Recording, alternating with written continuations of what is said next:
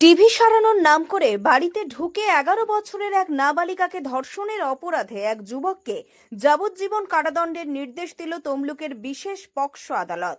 সাজাপ্রাপ্ত যুবকের নাম নন্দন টুমকে। যাবজ্জীবনের পাশাপাশি অভিযুক্তকে 50,000 টাকা জরিমানা করা হয়েছে। একই সঙ্গে নির্যাতিতা নাবালিকার ভবিষ্যতের কথা ভেবে রাজ্য সরকারকে 4 লক্ষ টাকা ক্ষতিপূরণ দেওয়ার নির্দেশ দিয়েছেন বিচারক।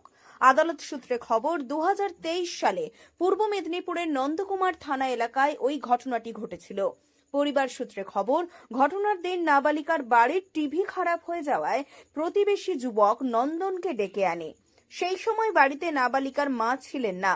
অভিযোগ, নাবালিকাকে একা পেয়ে নন্দন তার ওপর পাশবিক অত্যাচার ও ধর্ষণ করে।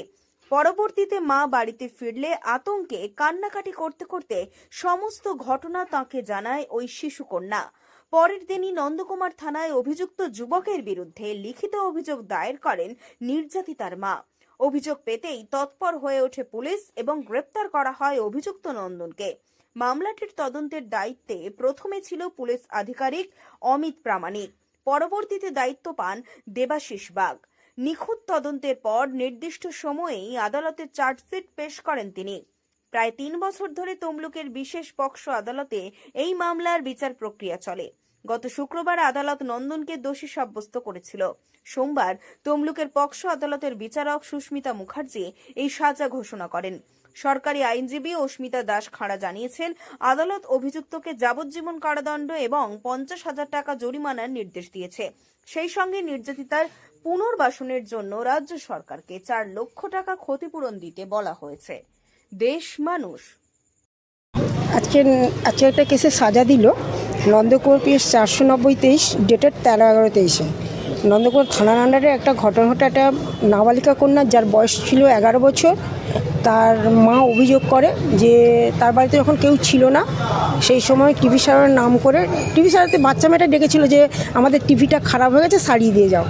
যখন টিভি সারাতে আসে ওর মা ঘাটে ছিল, ও তখন বাড়িতে একা ছিল। সেই সুযোগে ওর সঙ্গে রেপ করেছে ওকে ফাঁকা পেয়ে। সেই কেসে আজকে সাজা দিল আদালত। আর এটা সাজা হচ্ছে 376 AB এবং 6 পক্সোতে চার্জশিট হয়। তাতে 376 AB এবং 6 পক্সো দুটোতেই লাইফ সাজা দিয়েছেন। 50,000 টাকা একে দিয়েছেন, মানে আসামিকে বলেছেন দিতে হবে ফাইন। আর ভিকটিমকে দিয়েছে 4 লাখ টাকা ক্ষতিপূরণ।